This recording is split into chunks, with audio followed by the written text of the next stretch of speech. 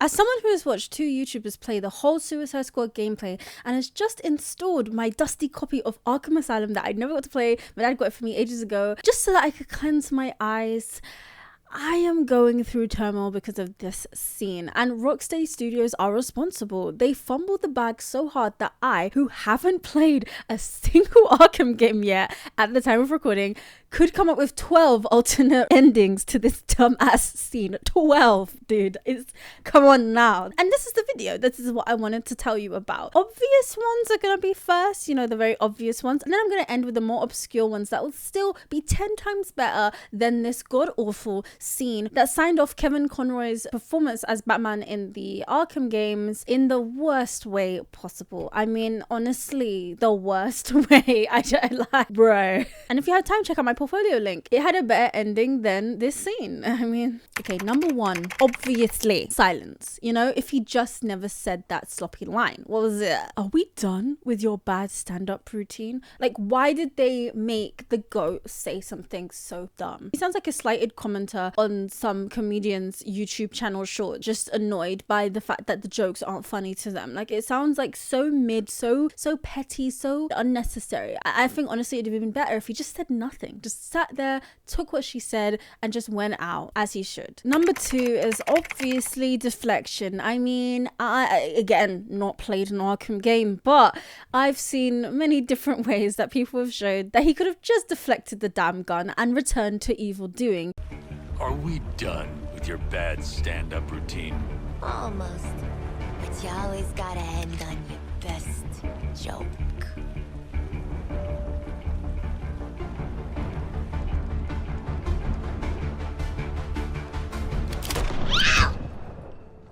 I hope you choke on a motherfucking cheese stick, you nasty, greasy bitch. You look like you drink white Gatorade and smell like nickels. Number 3 is he deflects the gun and tries to shoot them, but this Redditor had a really good way of ending it. He tries to shoot them, but then he realized that this is not who he is, and he goes out like a champ. He goes out like he should. Number 4 is that he deflects like the other 2, and he escapes from their grasp because he's weak, and so we're leaving him up for later, and then they can even write this stupid joke or something like, well, that one's gonna bite us in the and then Harley pinches Deadshot's ass, like, again.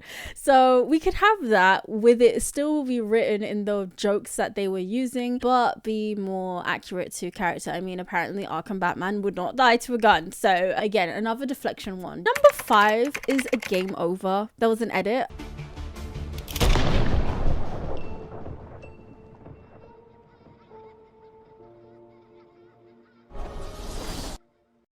What? You survived everything I ever threw at you only to die now like this?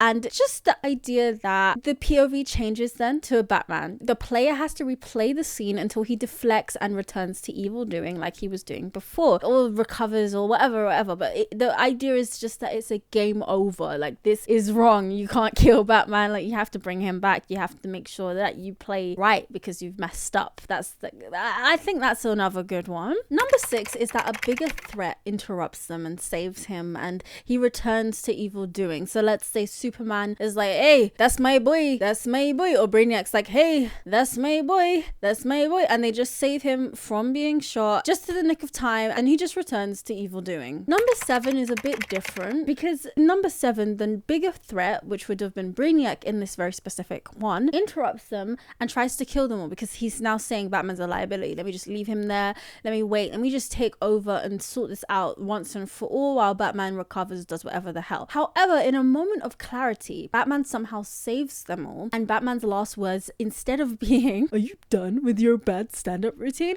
is actually save the world or something. He is rescued by Brainiac but then betrays Brainiac. The next one, number 8, would be the bigger threat that comes to save him is actually Superman, specifically Superman, who does the same thing. He interrupts them, tries to kill them all because Batman is weak, but in the moment of clarity, Batman saves them all, and they have a really touching moment because I think that would actually be quite quite a different vibe. You know, with Brainiac, it would have been like, okay, I'm just doing this because it matters to the world. But with this, it's more of a touching thing. It's like with Flash and Wonder Woman, how they had that whole thing, you've got to kill us, Diana. It's like he has a touching moment with Clark and he dies with him. He forces Clark to die with him, basically. And he still says his last words, which are save the world, to Harley and all of them, the Suicide Squad. Number 9 is something that is a bit less, I think, thought about. But you know, the whole idea of everyone dying in the Justice League, it was limited. Obviously, for this game, they only used like Wonder Woman, Superman, Batman, Green Lantern, and Flash. They forgot Martian Manhunter, you know, Aquaman. I was gonna say Aquarius guy. Bro, I'm gonna call Aquaman Aquarius guy. Aquaman's like, I'm an Aquarius. Our star signs don't line up.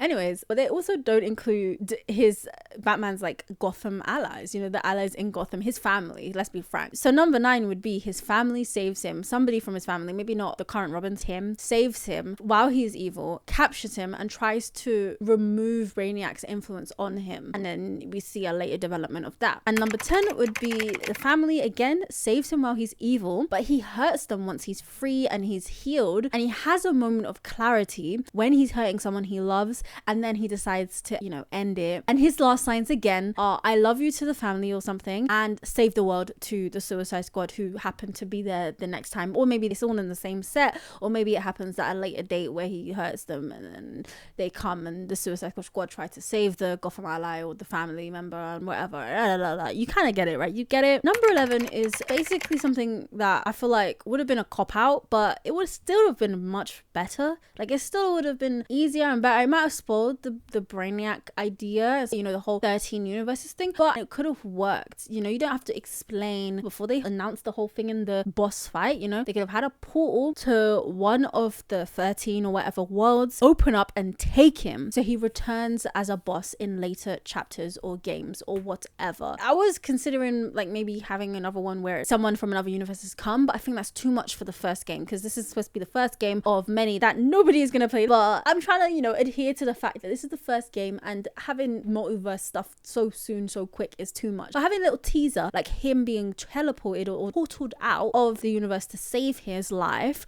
would have been effective. I think it would have been a good little teaser and a good little way to escape from killing him. It would have been a bit of a cop out, but at least Kevin's last words wouldn't be the last words, even though in real life it is. But you know, in the story, Bruce wouldn't have died to that, so it would have been all right. And the last one that I thought about that really could have worked, I mean, I know it's the most obscure one. This one is a bit like even more obscure, more less known, less spoken about, less considered, but I really do think it could have worked to make this ending much better. Is he farts so bad that the gas comes out from his cowl, so that they have to clear the area and let him return to evil doing. Yes, I was inspired by Bat Metal when I thought of that one. And there you have it, 12 other ways this god-awful scene could have ended. What do you think though? Like, can you think of anything else? Any other ways? I mean, I've really tried my best to think of like every other way that would have plausibly worked. That wouldn't have ruined the plot. Yeah, maybe you thought something else. If you want to do one thing, subscribe, watch any other Batman video I have, or any other video if you want. I mean, I'm not gonna police you about what videos you can watch from my repertoire. And then I say a quirky goodbye. Jan Yong.